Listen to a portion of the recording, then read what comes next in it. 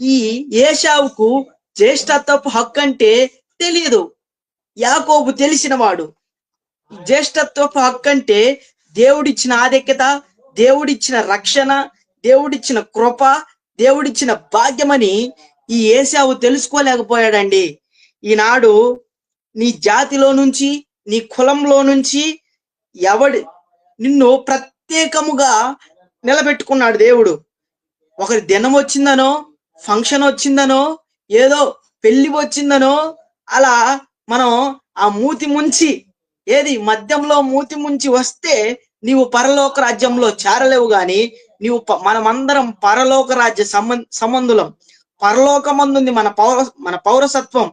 నీ విలువ నీకు తెలియక నీ జీవితాన్ని నీవే నిర్లక్ష్యం చేసుకుంటున్నావు.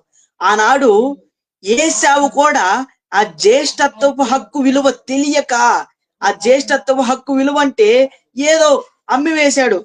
ఆ జ్యేష్ఠత్వ విలువ హక్కు ఏంటిదంటే దేవుడిచ్చిన ఆధిక్యత, దేవుడిచ్చిన కృప, దేవుడిచ్చిన రక్షణ, దేవుడిచ్చిన భాగ్యమని తెలుసుకోలేకపోయాడు. ఈ జ్యేష్ఠత్వ విలువ తెలిసిన వాడు యాకోబు